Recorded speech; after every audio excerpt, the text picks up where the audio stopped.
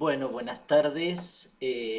Vamos a ampliar un poco algunos de los temas que quedaron un poquito inconclusos y que a pedido de, de los alumnos que no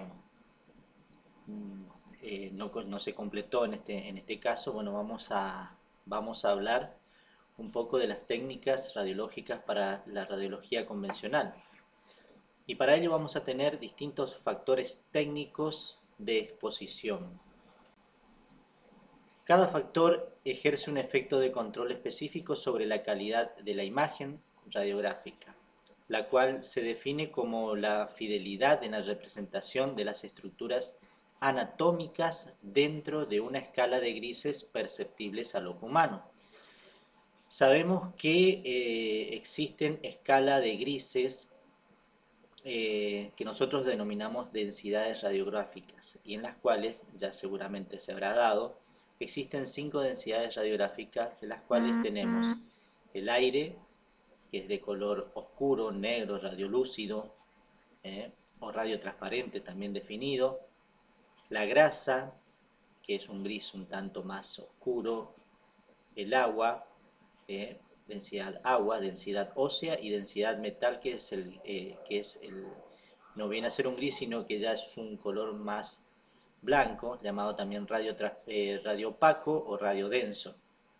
Esa escala de grises nosotros vamos a manejar para poder distinguir las distintas estructuras anatómicas dentro del espectro radiológico que nosotros vamos a tener, determinando así cada tipo de estructura. Y cada tipo de estructura se va a diferenciar, o este tipo de densidades se van a dar de acuerdo a la captación de radiación que presenta ese tipo de estructura. Pero esa captación va a estar determinada por dos parámetros fundamentales que nosotros vamos a tener, que son el kilovoltaje y el miliamperaje. Vamos a hablar primeramente del kilovoltaje. El kilovoltaje es el responsable de la calidad de rayos X, es decir, de la penetración. Con este factor medimos la diferencia de potencial entre cátodo y ánodo, que es la fuerza con la que van a ser acelerados los electrones que se originan en el cátodo y que son atraídos hacia el ánodo. Los electrones más rápidos van a presentar una menor longitud de onda de los rayos X, que son los más duros, con mayor energía y con mayor penetración. El kilovoltaje es el principal factor de control del contraste, factor de calidad, el cual se define como la diferencia de densidad entre áreas adyacentes de una imagen radiológica o radiográfica. Cuanto mayor es la diferencia, mayor será el contraste, cuyo objetivo es hacer más visibles los detalles anatómicos de la imagen radiográfica. El kilovoltaje y el contraste son inversamente proporcionales. Aquí nosotros vamos a manejarnos, el contraste va a estar determinado por la cantidad de rayos X y que va a estar determinado por el miliamperaje. Volvamos un poquito al kilovoltaje. Como decía, dependiendo del kilovoltaje, tenemos que las radiaciones X son ondas electromagnéticas, y si tenemos una onda, vamos a ver que está determinado por un valle y una cresta. La distancia entre cresta y cresta, o entre valle y valle, nosotros tomamos las crestas. Cuanto menor distancia existen entre dos crestas, mayor o más penetrantes son los rayos, o sea, tenemos menor longitud de onda, por lo tanto vamos a tener radiaciones mucho más duras, mucho más penetrantes. Cuando esas crestas son mucho más amplias, vamos a ver que los rayos son mucho más blandos, hablamos de radiaciones blandas, y de poca penetración en los elementos orgánicos anatómicos. Se emplea mucho este tipo de radiaciones blandas en partes blandas principalmente. Acá tenemos una técnica con mayor y con menor kilovoltaje, y vemos que cuando tenemos mayor kilovoltaje tenemos mayor penetración. Al tener mayor penetración es como que la placa es un tanto más oscura. como vemos en la parte izquierda en este caso. ¿eh? Y en la figura 1 que estamos viendo.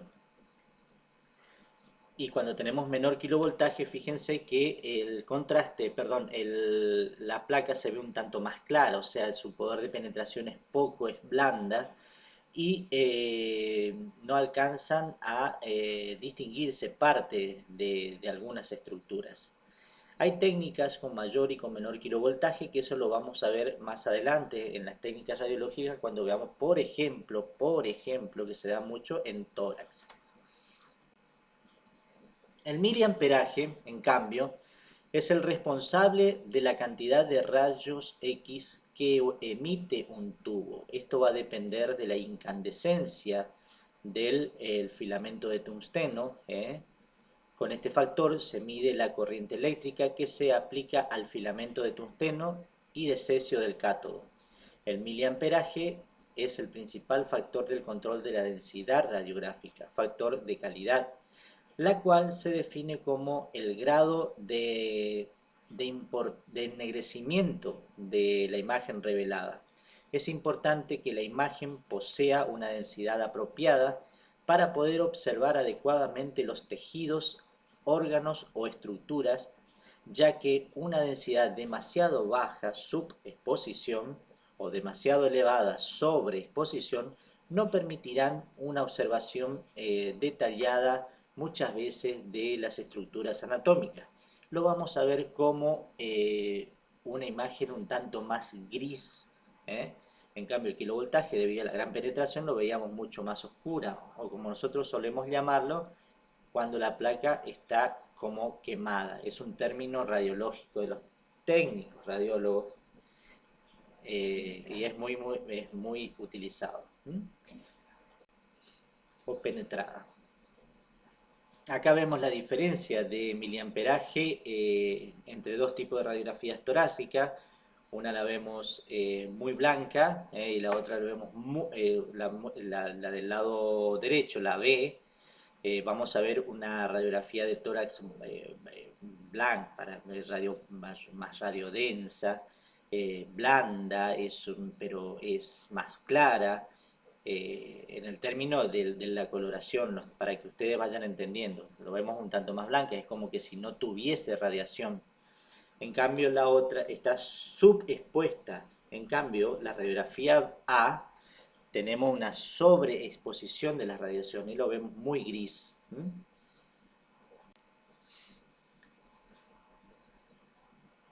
Cuando nosotros determinamos a nuestro kilovoltaje, a nuestro miliamperaje, nos está determinado principalmente por algo que también es importante dentro de la técnica radiológica y que es el tiempo de exposición. Sin el tiempo de exposición no sabríamos cuánto de kilovoltaje, cuánto de miliamperaje y cuánto tiempo tendríamos que estar exponiendo al paciente a radiación en este caso. Entonces el tiempo de exposición es muy importante en este caso. Por lo tanto, el tiempo de exposición más el miliamperaje es lo que va a determinar el contraste en las exposiciones radiográficas.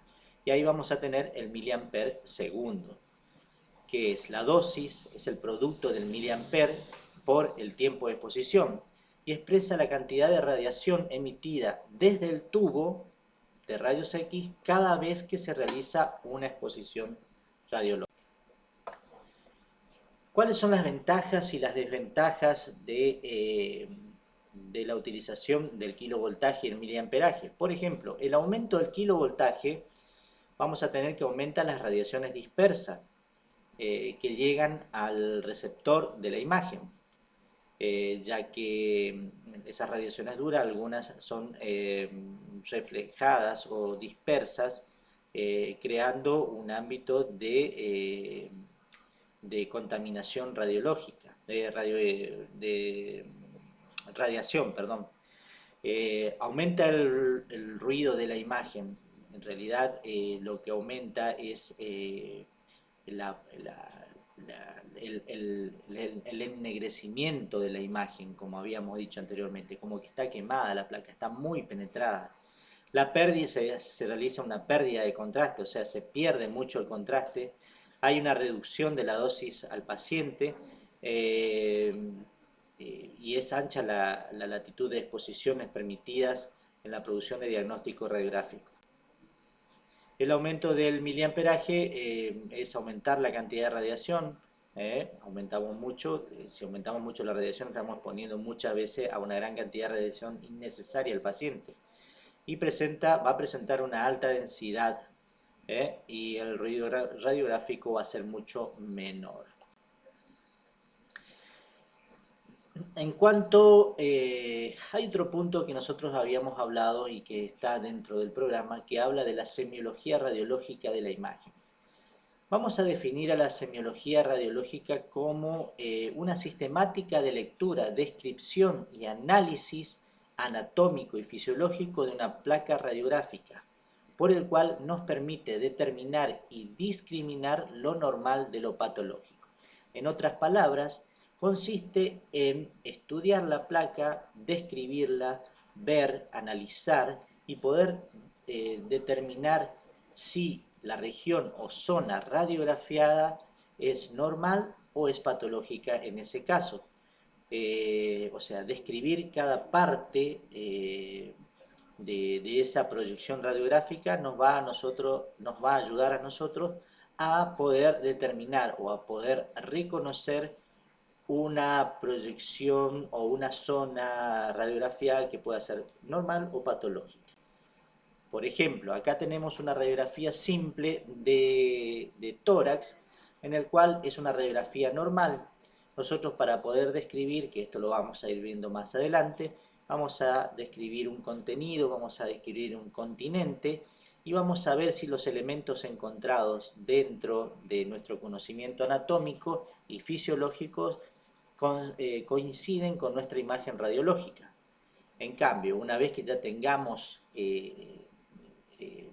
analizado, estudiado o tengamos ya el conocimiento, que eso lo vamos a ir adquiriendo con nuestra experiencia durante mucho tiempo, a ver todo lo que sea normal, vamos a poder diferenciar una radiografía el cual no va a ser normal, puede estar patológica, como podemos ver acá en esta imagen de tórax en la parte inferior derecha, donde hay una imagen del lado del campo izquierdo pulmonar, radiopaca, que determina un derrame pleural, que eso es patológico, eso no tendría que existir. Hablamos también, hay otro punto que habla del procesamiento de la imagen. Al hablar del procesamiento de la imagen estamos hablando del proceso que lleva el momento en el cual nosotros extraemos la placa, en el caso de revelado manual o revelado automático, hasta el revelado total y secado de la placa en nuestro laboratorio radiológico que corresponde al cuarto oscuro. Por lo tanto, el procesado de la imagen, desde que nosotros entramos con el chasis, descargamos la película, la cargamos y lo pasamos por el revelador, agua, fijador y agua, todo ese proceso determina el procesamiento de la imagen. Seguramente cada uno de estos procesos ya han sido analizados en videos anteriores. En cuanto a la identificación de la placa radiográfica, la identificación de la placa radiográfica es de vital importancia y radica en dos técnicas importantes. Una de ellas es el nombre y el apellido del paciente o su número de documento para poder determinar a quién corresponde en el archivo del servicio, en este caso, en el cual no contemos con otro tipo de elementos de archivos, obviamente, valga la redundancia. Y segundo, la marcación con un elemento, ya sea radio opaco, número o letra plomada, determinando el lado derecho del paciente, el cual nos permitirá determinar correctamente la ubicación anatómica de la región o zona que hemos radiografiado. Es muy importante muchas veces tener en cuenta este sencillo acto, ya que nos puede determinar a describir lo que es normal, obviamente, si estamos bien posicionados, porque existen patologías, por ejemplo, como vamos a ver en esta imagen, en el cual si no ha sido marcado el lado derecho del paciente, vamos a tener patologías congénitas en los cuales nuestros órganos no van a estar en el mismo lugar que nosotros ya conocemos según nuestra anatomía normal, como por ejemplo en este caso una dextrocardia en la cual tenemos el corazón hacia la derecha. ¿eh? Por lo tanto, tenemos que hacer una marcación siempre para determinar si nuestro corazón está a la derecha o está a la izquierda. En este caso es una patología congénita llamada dextrocardia, en el cual suele ser muy común. Abajo tenemos una radiografía normal de tórax y fíjense que en la extremidad superior derecha, digamos, en este caso, se marca el lado derecho del paciente. ¿Mm? Por último, ¿qué es gestión de la información? Vamos a definir, esto es más bien un conocimiento, si bien también es dentro de la parte práctica, es para que lo vayan conociendo ya que es lo que se viene en el futuro y es lo que contamos actualmente en instituciones como es el servicio, el Instituto de Cardiología o ahora en el nuevo hospital de campaña que se ha armado en el hogar escuela, en el cual tenemos la tecnología, va camino al futuro en este caso, y vamos a hablar de la gestión de información, que va a ser, que es la denominación convencional de un conjunto de procesos por los cuales se controla el ciclo de vida de información. Antiguamente se archivaban las placas, pero ¿qué pasaba? En este caso, el archivo de placas tenía un determinado tiempo, ya que las placas, la humedad, el polvo, envejecían o borraban las imágenes, deformaban las imágenes, entonces era difícil de archivarlas. O sea, desde su obtención por la creación y captura hasta su disposición final, su archivo o su eliminación. Tales procesos también comprenden la extracción, combinación, depuración y distribución de la información a los interesados. En ese caso, muchas veces era complicado, salvo se le daba la placa al paciente, el paciente lo archivaba en su casa, obviamente.